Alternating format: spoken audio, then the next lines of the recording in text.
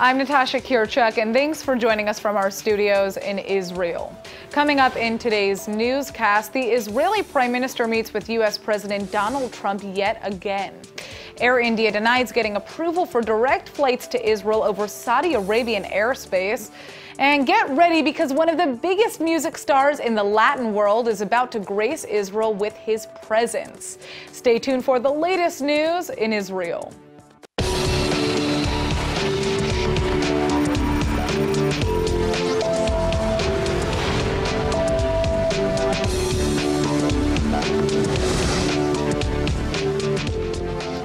Israeli Prime Minister Benjamin Netanyahu finally met with U.S. President Donald Trump yesterday afternoon. But according to the Israeli leader, less than 1/4 of their meeting was devoted to the Israeli-Palestinian conflict.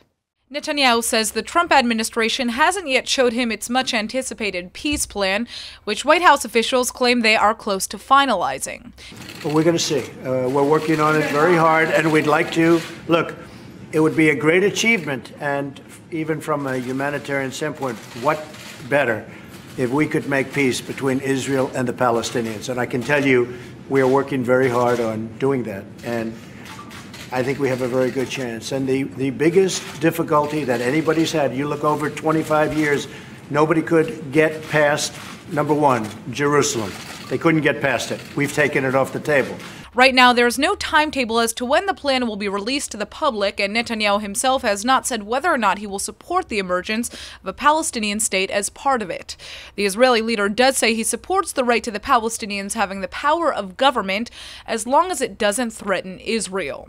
The Palestinians are refusing to accept the United States as a leader in negotiations, however, claiming the country revealed its bias after Trump recognized Jerusalem as the undivided capital of Israel. The U.S. president still seems to think the White House has control. The Palestinians, I think, are wanting to come back to the table very badly. If they don't, you don't have peace. You don't have peace. If they don't, you don't have peace, and that's a possibility also. The Israeli Prime Minister has also just officially given his speech to AIPAC, praising Israel's, quote, beautiful relationship with the United States. Netanyahu is slamming the Palestinian Authority for paying stipends to jailed terrorists, claiming that peace will never come until the Palestinians stop, quote, funding death. Iran took center stage in the Prime Minister's speech, with Netanyahu vowing not to let the country ever develop nuclear weapons. Last week we read in the book of Esther about an earlier Persian attempt to exterminate our people. They failed then, they'll fail now.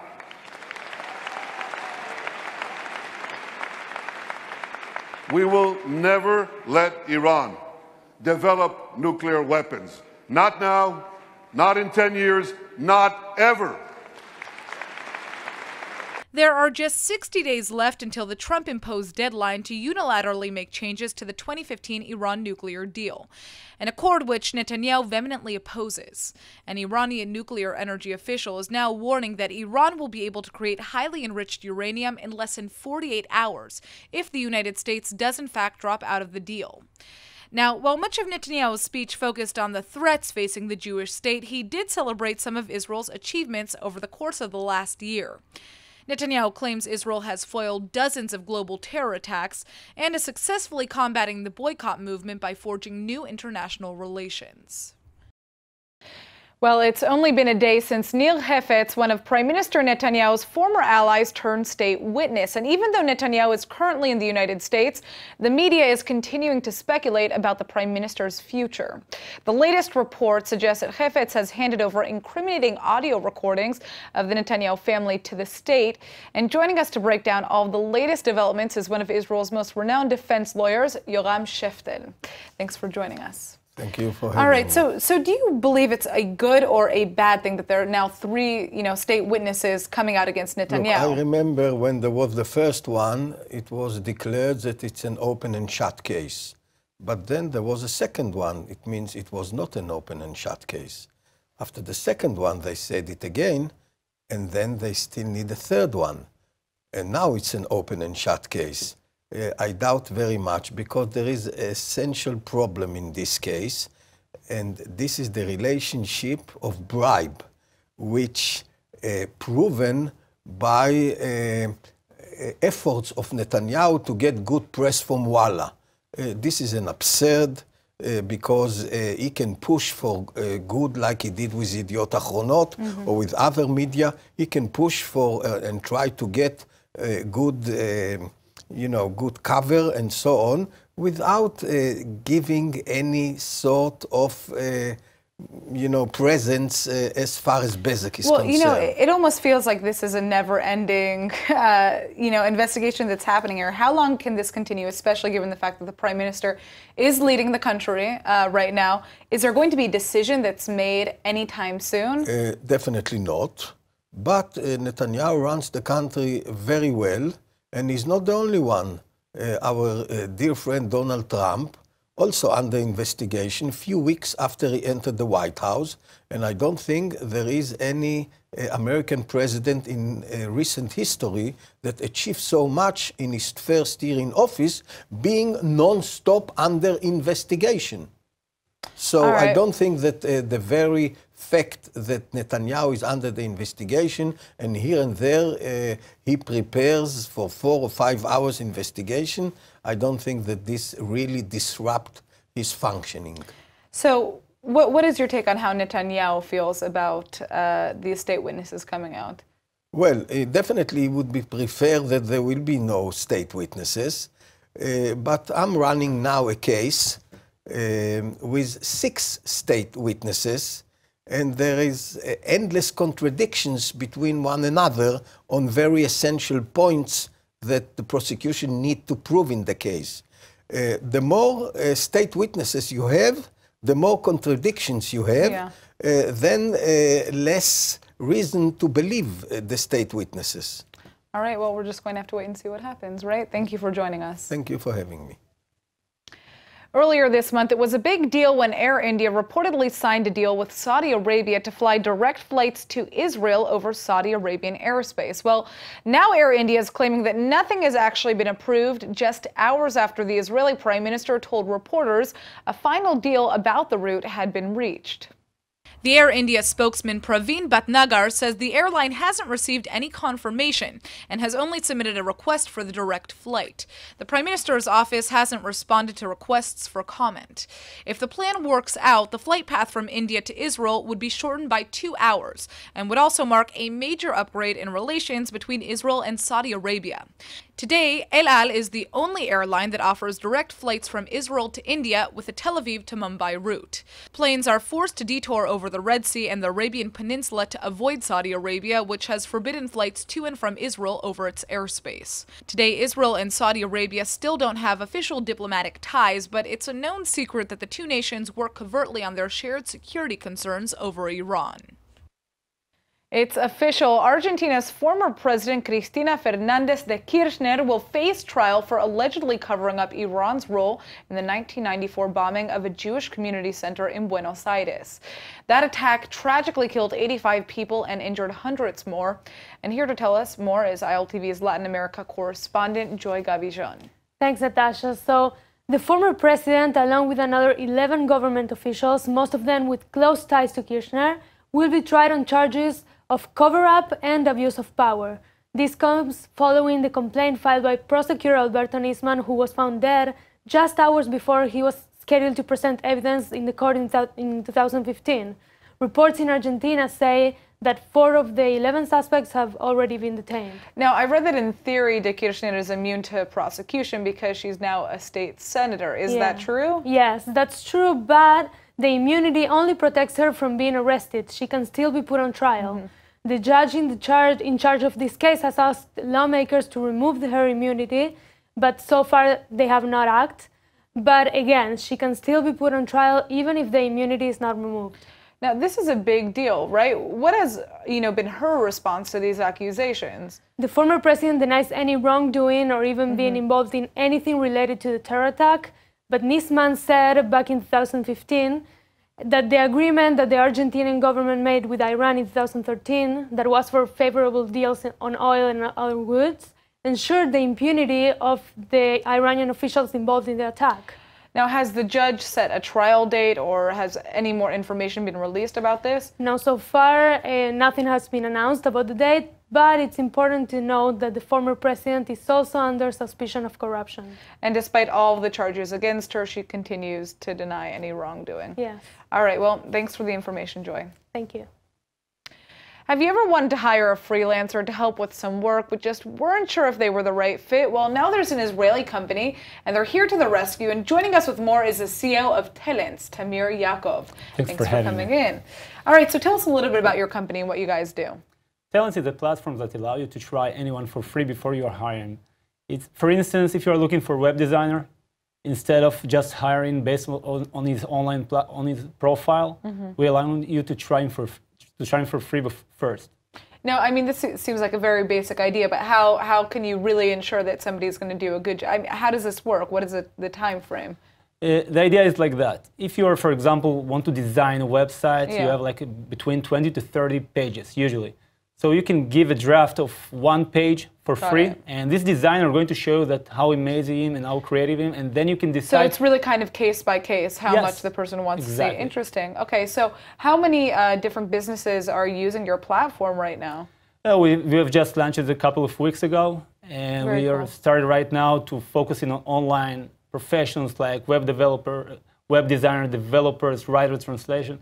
But we are right now already having clients that coming back for more tasks and more projects, because this trust mechanism is building a very high engagement with people. Well, I can only imagine. I mean, it seems like a very basic idea to just, obviously be allowed to test a person that you would potentially choose to work with your company.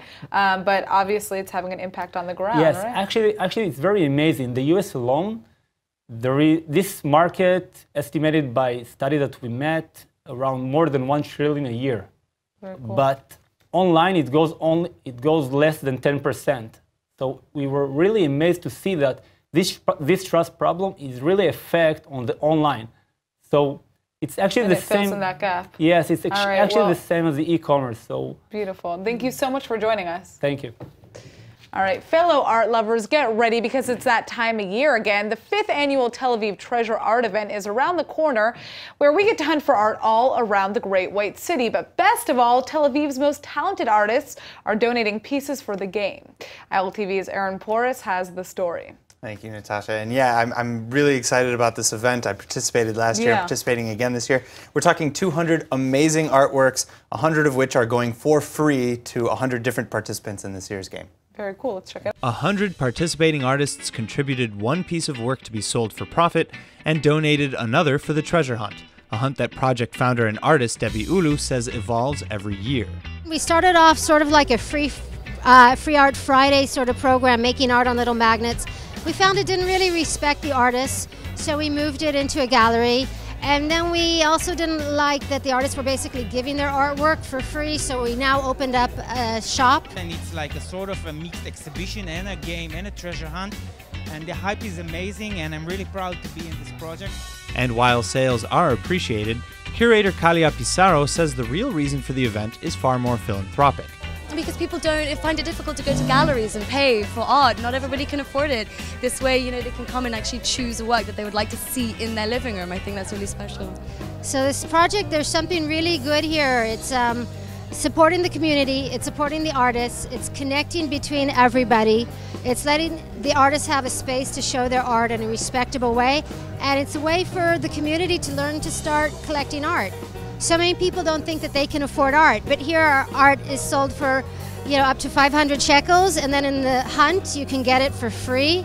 This year's treasure hunt is free to anyone who wants to play, and it works on a so-called auction system. Coins numbered from 1 to 100 will be hidden throughout the city of Yafo in southern Tel Aviv. If you find a coin, you can exchange it for a piece of art at the gallery auction. And don't worry, there's only one coin allowed per person, which means that at least 100 people will have the chance to go home with a piece of free original art.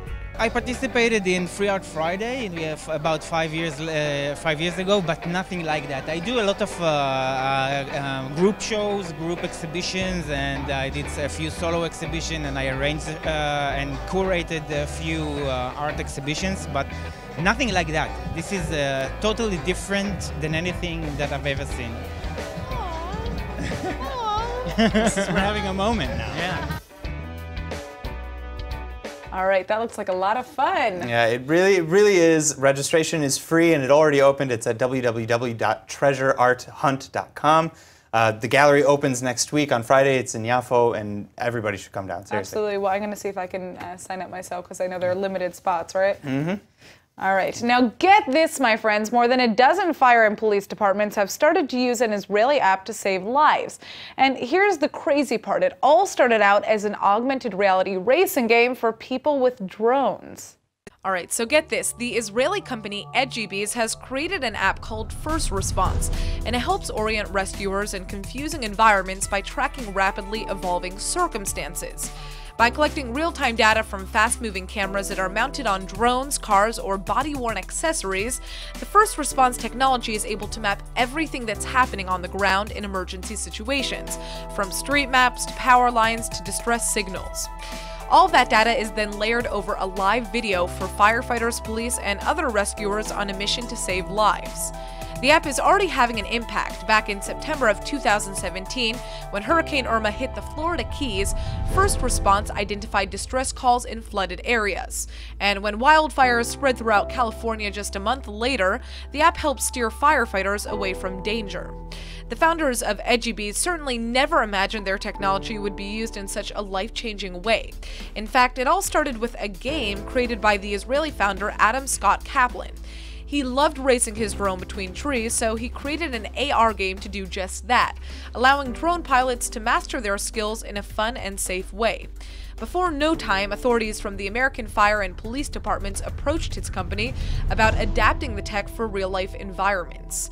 A $5.5 million seed round that was just finished this week will help Edgybees expand to commercial sectors so that they can use their high-speed imaging for other industries like urban planning, smart cities, and security. It's no secret that Israel is known as a startup nation, but now one of the world's biggest banks has taken note. Barclays is launching a program that will help out young entrepreneurs, and joining us in the studio with more is the managing director of Barclays Techstars Accelerator Program, Gila Ovil-Brenner. Thanks for joining us. Thank you very much. All right, so tell us about this program. Who is this program meant to attract? Just a small correction. So it wasn't really launched now. It was launched before. This is the third cycle. The third cycle, okay. Okay, and it's a great entrepreneurship product program, really between two giants. One is Barclays Bank and one is Techstars, the International Accelerator Program network that really helps entrepreneurs succeed all over the world in over 150 countries. So it's a great program for fintech and for cyber. We're very excited about it. So who is the program meant to attract? Well, we have startups. We have very, very strong startups here in the fintech world. And in the cyber world, and we are bringing them together to possibly solve solutions for the bank, POCs with the bank, and we're looking for startups with very good teams, with a good market, with good traction. Very cool. So why did Barclays choose Israel as kind of the breeding ground for this program? Well, it's a great question. There's really a few centers around the world. There's one in London, there's one in New York, one in Cape Town, and this is the fourth one. And we're a startup nation, so we have so much innovation here. We have so much talent. I think Barclays is really good appetite for that. Absolutely. All right. So I know the deadline has passed to apply for this year's program, but when should people be on the lookout for next year's program in 2019? Well, I think already startups are beginning to speak to us because they already know how much and how good that program is. So already they're speaking to us throughout the year. All right. Well, so if you're interested, this is an incredible program. It's changing the lives of a lot of startups here, right? So it is. Thank you so much for joining us, Gila. Thank you very much for having me. All right, the 2018 Oscars have wrapped up, and while there weren't any big wins for Israeli artists, there are still some highlights to celebrate. Joining us with more is ILTV's Emmanuel Kadosh. All right, Emmanuel, so what was Israel looking out for this year? Okay, well, obviously, if it wasn't obvious, we're talking about Gal Gadot first. We have to, the Israeli superhero. We're talking about her two dresses, one Givenchy, one Giorgio Armani, which absolutely gorgeous, stunning. Everyone's talking about it. But one thing that they can't stop talking about is the Tiffany & Co. drop-dead gem gorgeous necklace that she was wearing. It's called Blue Ice. It's part of their blue collection. People have been raving about it nonstop. So I think that's an accomplishment on its own. Well, it's funny because everybody was hoping that she was going to be nominated for, Best Actress for Wonder Woman, but she still stood out with her outfit, as you can see here. She stood out. She did more than stand out, and she's not the only one. Yes, she's an Israeli that was there, but she's not the only Jewish actor that got recognized. Daniel Day-Lewis, sorry, my bad, and Timothée Chalamet were both nominated. And Timothée Chalamet is just 20 years old. He just graduated. Just graduated, and he's the cutest guy in the world. He rocked an all-white suit onto the red carpet. Yeah. He looked amazing. And I saw that he went to the same high school as my sister, and they showed him a video of one of his professors there, who he said was the one who led him to fame. He didn't end up winning, but this is he a didn't really, end really up winning. Big deal for him. Gary Oldman was the winner of the leading role in The Darkest Hour for his performance, which was amazing. Yeah. So we can, praise that. There's some things to celebrate for the Jewish community. I mean, obviously there was a big upset with the film Foxtrot, which was didn't make it onto the list. And not for foreign films. I think there are some people who are so annoyed. Kenneth Turin, the chief film critic for the Los Angeles Times, actually wrote a column saying the judges should be ashamed of themselves for cutting out this film. Culture Minister Miri Regev was happy about it, though, here in Israel. Yeah, so there's a lot of controversy around it. The plot is very specific, and a lot of people are against it. Some people are with it. So, it was very controversial. I loved it. I think that it definitely should have been, at least nominated, Absolutely. But on top of, we were talking about fashion really quickly, the Me Too campaign wasn't as prominent in this award as they was in past which awards. Is what we expected. Right, they weren't wearing black. Everybody had pins, so that at least they showed their support for the movement. But no black dresses. No black dresses. But I mean, what's her name? Frances McDormand. She won Best Actress. I hope I got her name right there. Frances McDormand. She did win Best Actress, and two things. One, she did call out all the women nominees to stand up to show, how many women were nominated in that room, and it was absolutely outstanding. And then the second thing is she actually placed her award on the floor, and then it got stolen, and then retrieved. So it was kind of like a really weird situation, but yeah, she did at least show her support for the women. Yes. All right. Well, we saw Gal Gadot. We were still, celebrating Foxtrot. I can't get the words out anymore. Thank you so much for joining us, Emmanuel. Thank you. All right, guys, I hope you're ready for some Latin passion in your life, because everybody's favorite Latin pop star, Enrique Iglesias, is going to be back in Israel this summer. That's right, Iglesias will be taking the stage in Tel Aviv on May 26th, and this will mark his 5th trip to the Holy Land. The beloved pop star has been on every Israeli's mind since his new Hebrew remix of Sube Mila Radio went live across the country with the Israeli singer Rotem Cohen. The Israeli musician was introduced to Iglesias by the Cuban star Desemer Bueno, who found out about Cohen on Facebook. Bueno suggested Iglesias add a stanza in Hebrew to the summer hit, and voila, the magic happened.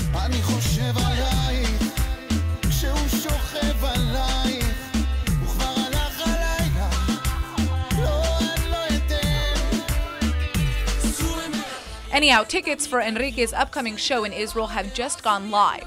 The Latin singer will be making his 5th appearance in Tel Aviv's Yalkon Park, with tickets ranging from 225 shekels to 655 for golden ring seats.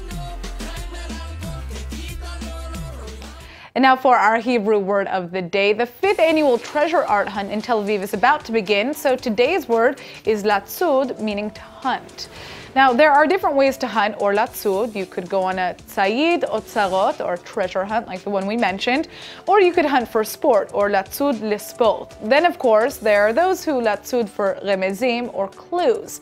Just make sure that whatever you tzayad for, or hunt for, is safe and legal and also doesn't hurt anybody. Try paintball, my friends. All right, let's go ahead and take a look at the weather forecast. Tonight will be partly cloudy with a low of 53 or 12 degrees Celsius. But tomorrow should be sunnier and with a slight rise in temperatures. The high is expected to sit around 76 or 24 degrees Celsius. All right, that's it for today's news. Today's exchange rate is 3.47 shekels to the American dollar. Remember to sign up for our daily newsletter at iltv.tv, and don't forget to follow us on Facebook at Israel English News and on Twitter at ILTV News. I'm Natasha Kirchuk, and thanks for watching.